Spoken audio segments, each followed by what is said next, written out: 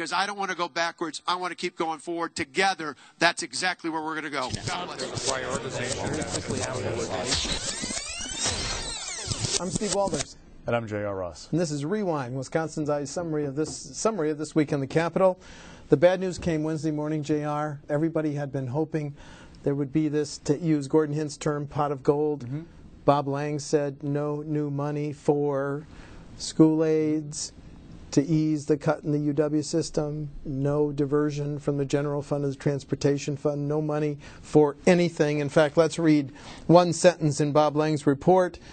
If there is any additional revenue in the current year, which ends June 30, it will likely be offset by reduced growth rates in 2015-16 and 2016-17. On balance, we believe that the current estimates for the 3-year period should not be adjusted. So, what's a poker term? You got to know when to hold them.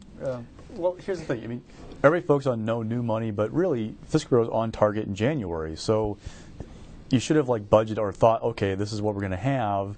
They're hoping for good news. But we've talked before. You go back and look at the last 6 or 7 cycles, and yeah, they've had a couple of years where May estimates went back up, but they've also had ones that went down, big time, and been flat. So they've been counting on this as a way, an escape hatch, if you will, from what Governor Walker proposed, and it's just not there. So now you have to dig deep and find money within the budget, and there are pots of money everywhere. They're not big sometimes.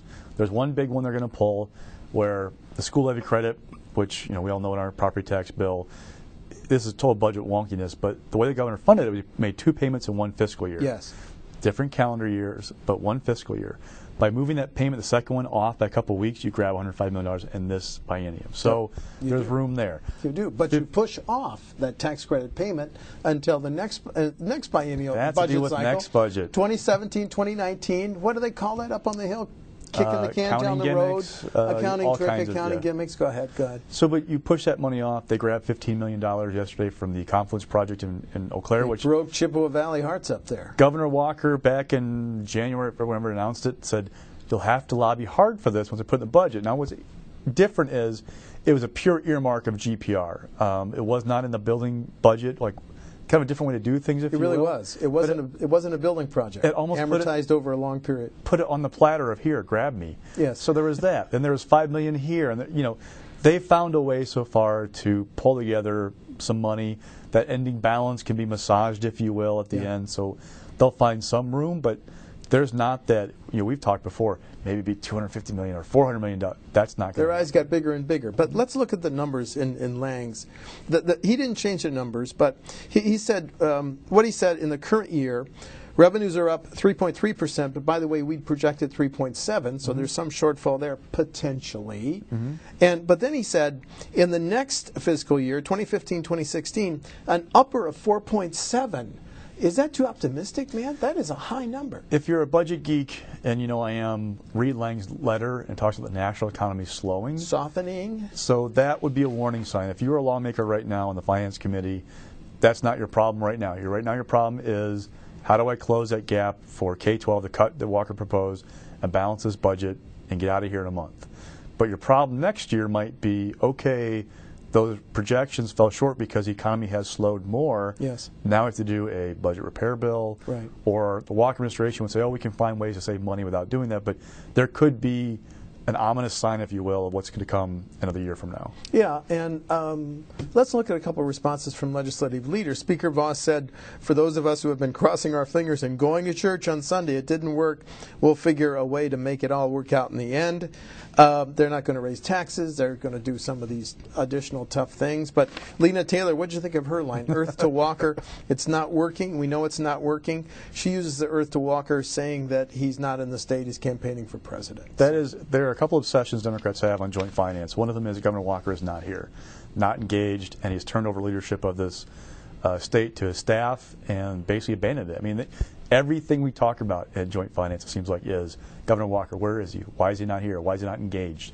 So it's, they sense an opening, if you will, to beat up on the governor for being absentee. Yeah.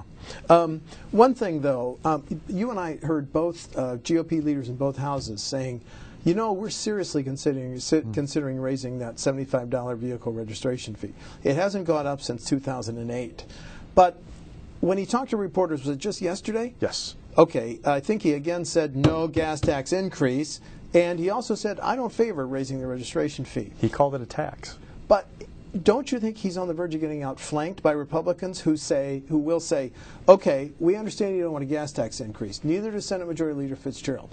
We will not raise a gas tax, but Governor, we're not going to let you bond at $1.3 billion. We are going to raise the registration fee. That's my read. What was Robin Voss's line? How is it more conservative to borrow your way to pay for roads than it is to actually pay for them with a fee increase? How is that more conservative to do that? I mean, Governor Walker, again, whether it's true or not, the perception is he's governing through his presidential campaign. Well, it's not a campaign yet, but he's governing through his presidential campaign, not through what's best for the state. He doesn't want to sign any kind of fee increase. He doesn't want to have anything like that on his record. So he is saying no. Lawmakers saying, look, you bonded $1.3 billion to pay for these projects. Okay, I'll tell you what. We're going to look at a fee hike and tell you, if you don't want to do it, you veto it, then you cut the projects because this is your baby now. Right. And let's look. It's very intriguing when you talk to the Fiscal Bureau. We have a $75 fee. It hasn't been raised since 2008. If you kick it $10, let's look at the charts. You raise $34.7 million because you're only getting collections for 9 out of 12 months in the next fiscal year. You kick it by $15 to $90, $70 million upper. You kick it by 20. The upper is $93.4 million a year.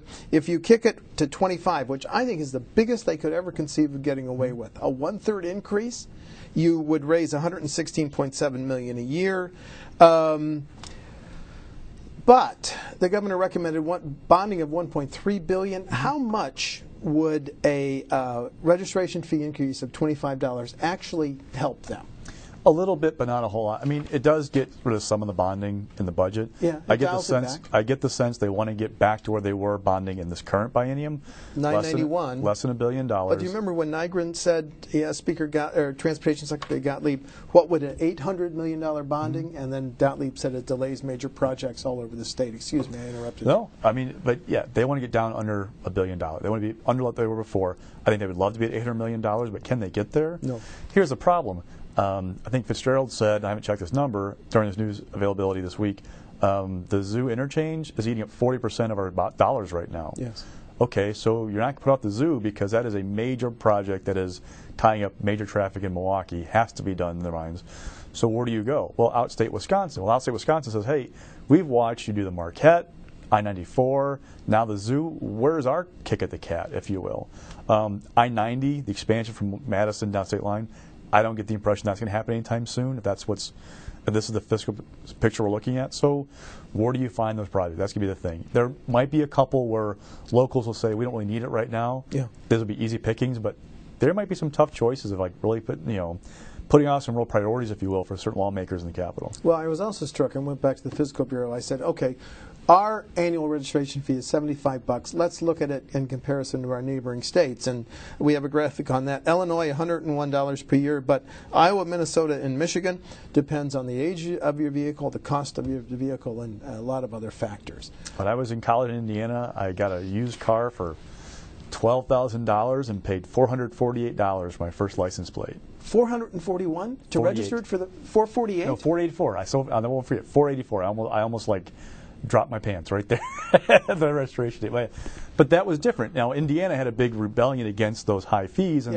But yeah, that was based on the cost of the vehicle, the age, and other things like that. We're kind of different. We are a high tax, low fee state. So are they going to start digging in for fees? That's kind of the next question. Okay. Anything you want to add to the reaction of the GOP legies in terms of the no new money report?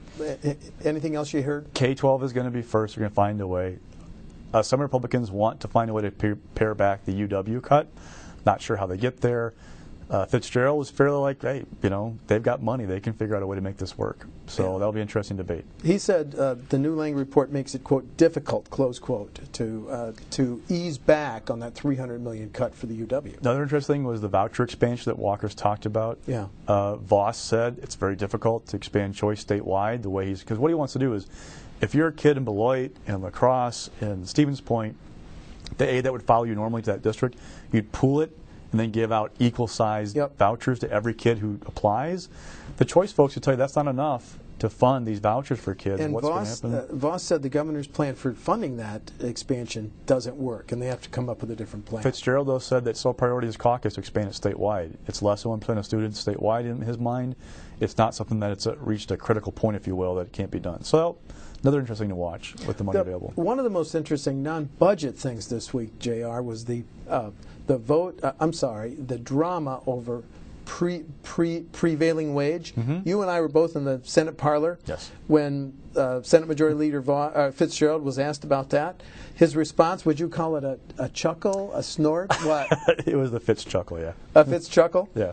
And let's actually listen to that Fitz chuckle. What prevailing wage repeal? Is that where we're at? No, listen, I have to get 17 votes for something. It's a little bit fuzzier with the hearing that happened yesterday. I don't know that the exact that Senator Nass is scheduled for tomorrow is going to make that any clearer as to where 17 votes would come. So I'm kind of cautiously working with individual senators, kind of talking to them one-on-one, what do you think, what do you think you can support? And right now, it's very difficult to tell what that is. When Fitzgerald said, I went around senator to senator to get 17 votes for right to work, he has said, I haven't worked this issue like that. And he said it gets fuzzier in the wake of the day-long public hearing. And then committee chairs don't usually hold votes that they lose. But Senator Steve Nass, Labor Committee on Thursday, lost. He went 0-2. Yeah. The committee went 3-2 against the outright repeal, and then he offered a compromise amendment. Where do you think it goes from here? The co-chairs of finance this week, they expect to have some kind of quote-unquote reform in the budget, changes, whether it be the threshold when it kicks in, the formula to figure out the wage, whatever. They'll have some changes, but outright repeal is not going to work out in the budget. What's fascinating about this issue is for conservative media and groups that have this big winner right to work, this is their next calling. Like, this is their passion right now. And they are going crazy because they're not getting their way. These guys who went along with right to work and passed it and saw it wasn't as difficult as it could have been, they're wondering, well, why can't you do prevailing wage? Just saves taxpayers money. They're also using the new revenue numbers to say, hey, here's a way to save more money to do this. It's Give a new local rallying government cry. the tools, the Act 10 argument. Go ahead. A new tool. But they're not getting their way because the problem is in the Senate caucus, there is a split, from what I can tell, of really people who don't want to do repeal of prevailing wage. Now, there can be a number of reasons. One, there's a philosophy or a thought that during right to work, their lawmakers were told, look, do right to work, we'll give you a break, we won't poke the bear again or anything else, okay? Two, there are lawmakers who have a lot of contracts in their district, like Rick Udex. They don't want to take on that fight and irritate these guys again and again and again.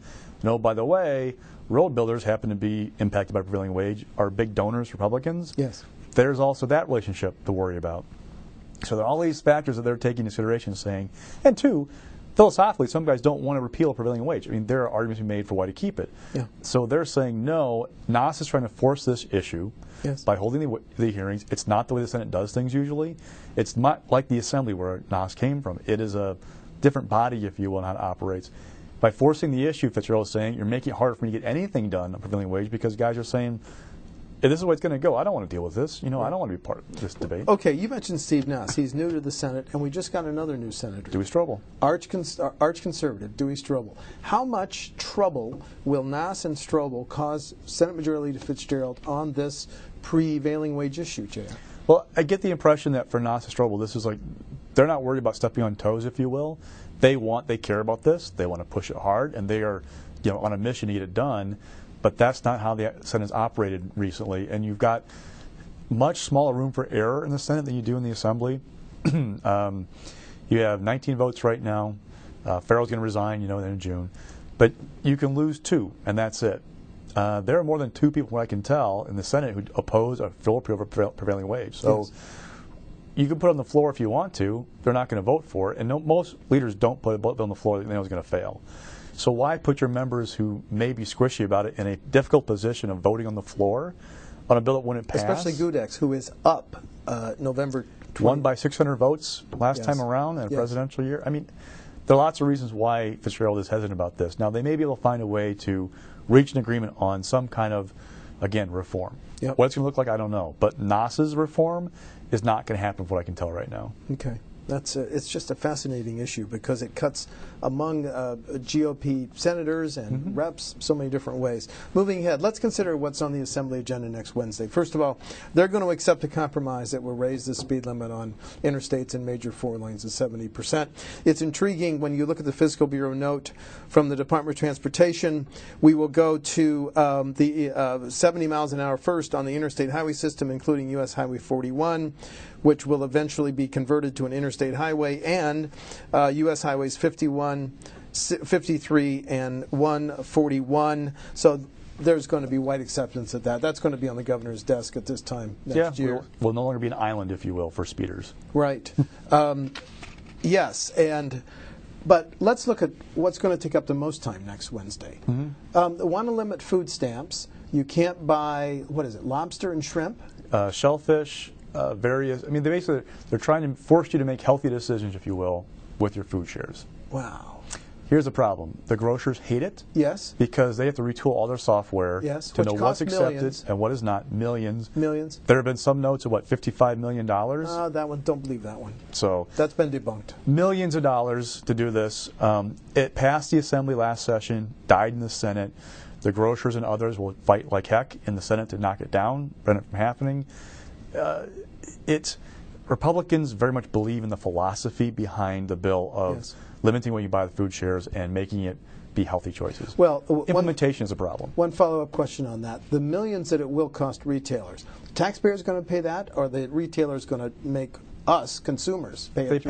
They would pass it on to the consumers. You would assume, unless they can be successful in knocking this down in the Senate, which they did it last time, so you'd think they could do it again. Right. Then the other thing is they're going to vote on drug testing for public benefits, unemployment benefits. And the Democrats tried to offer dozens of amendments in committee, including let's drug test legislators before they can take office. I see this as the thing that's going to tie up the Assembly the most on Wednesday. Do you agree? I think it's going to be a little bit of an interesting conversation, yeah. Here's the thing, too. And what's interesting is I don't get the impression from talking to folks that the feds are ever going to sign off on this, or it'd be very, very difficult for them to sign off on it. So they can pass the bill, they can put it in law. It's not going to mean anything unless the feds say okay. They have to give a waiver, right? Also, the Democrats are going to keep asking, what drugs are you going to test for? Alcohol? Wisconsin has a binge drinking problem. And then here's the other problem. Lena Taylor's brought us up in finance a couple of times. We have a huge prescription drug problem in Wisconsin. It is a gateway drug to heroin because heroin is cheaper. That's not on the list of things to test for last time. Or they haven't said specifically, we're going to test for that. Why not? Those become questions you have to deal with in drug testing. But there's also the argument, though, one of the big barriers getting people into jobs is being able to pass a drug test.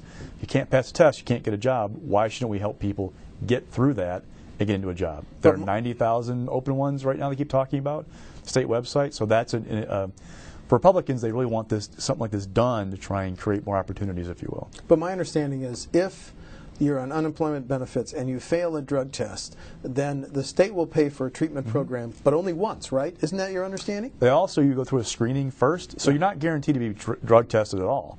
You go through a screening, then they determine from that if you are likely using drugs, and then they test you. So, I haven't seen the screen yet, if you will, but who's going to answer honestly on those questions? I mean, that's be interesting how that all plays out. And the DWD secretary, when he came into the agency briefing, said we're going to rely on some federal guidelines.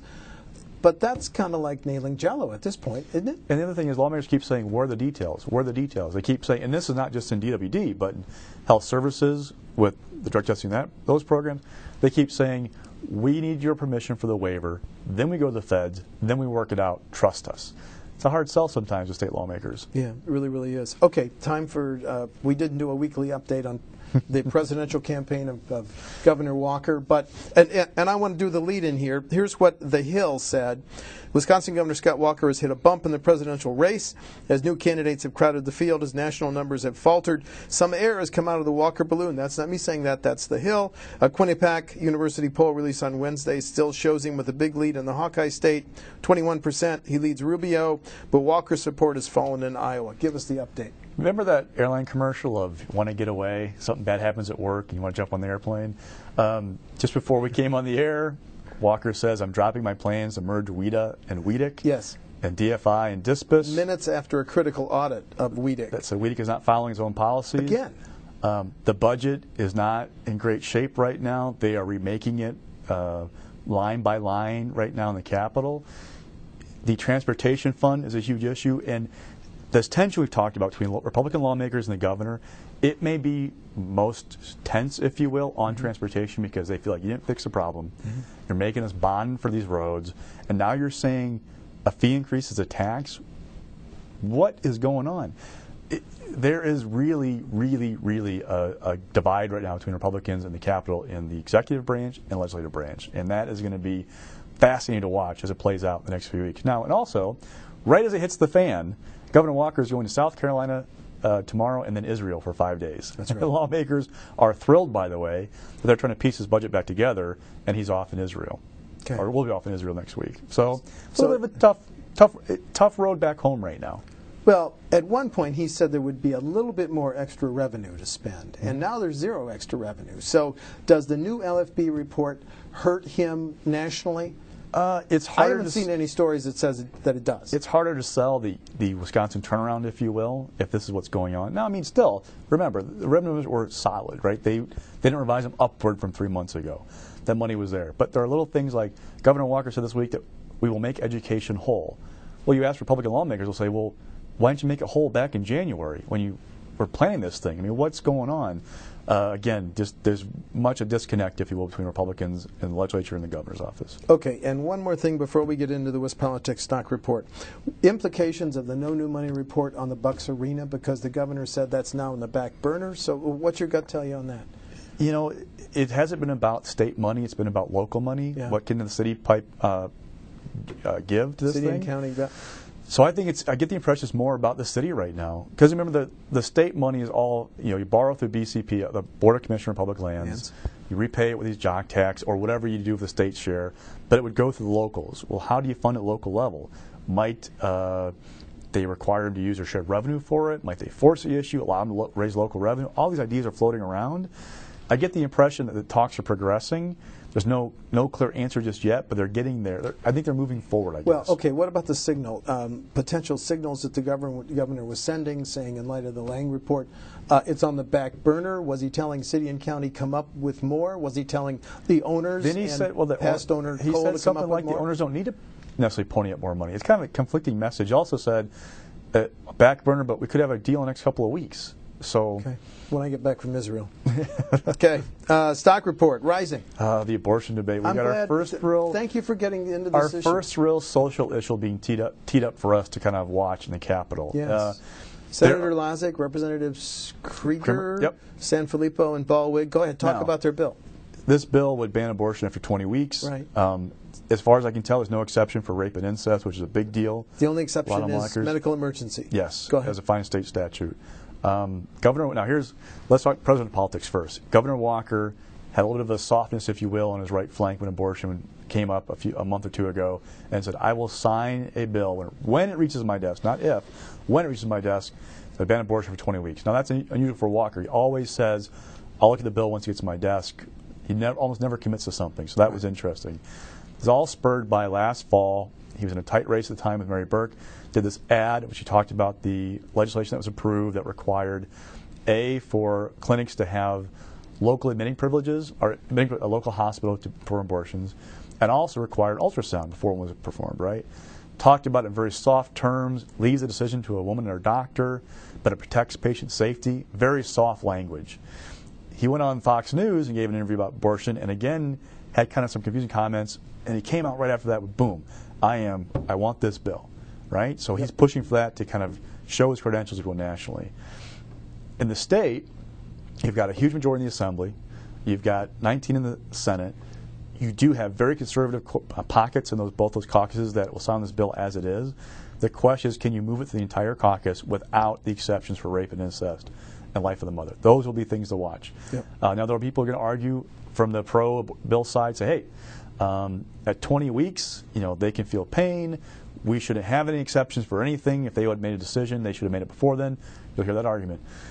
The other side, you're going to hear, I'm not comfortable with no exceptions for these things. And Democrats are going to tee off on this as, here they go again, another example of the far-right agenda that has taken Wisconsin the wrong path. War on women.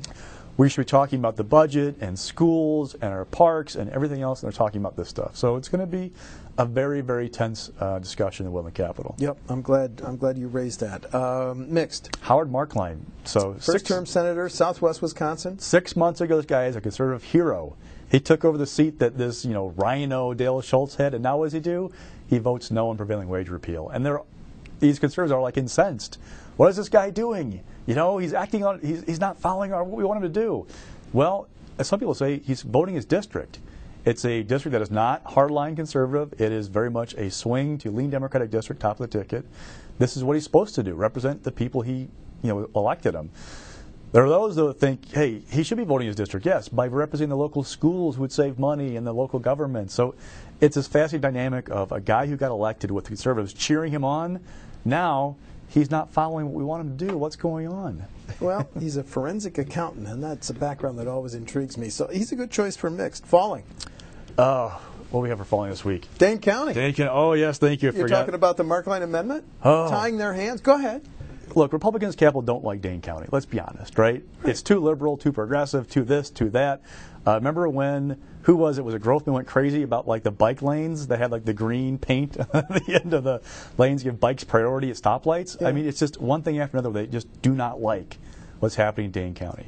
So here we are, the end of joint finance on Tuesday, and Marklein pulled out this motion. Marklein's district does not include Dane County. Go ahead. Doesn't even touch Dane County. If I looked at the map right, so a little that far away in Iowa County. But anyway, what it proposes is there's been this tension between developers and the county over getting projects approved, including running sewer lines, approving runoff plans, all because Dane County has this plethora of waterways, trout streams, lakes, you name it, we got it here.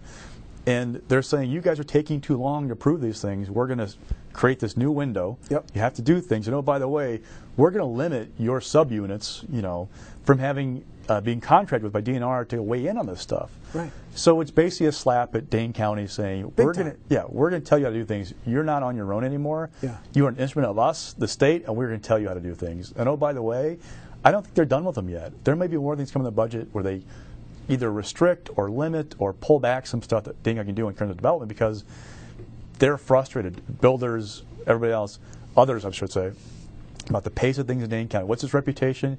It's a hard place to do business. Yet, Dane County folks say, look, we love our streams, we love our lakes. Yeah, we have a higher standard. We chose to do that. Republicans, where's that local control thing? Yeah, and there was no consultation before Marklein hit him with that prohibition. That's fascinating. Okay, time for the mea culpa correction. In last week's Rewind, I said that Assembly Speaker Robin Vos called State Senator Jerry Petrowski the new Dale Schultz, and I was wrong. So we formally advise journalism students. Do you want to advise me that old rule? When you assume you... It's a family show, Steve. Okay. Anyway, sorry, I was wrong. And I'm Steve Walders. And I'm J.R. Ross. And that's Rewind for May 8th.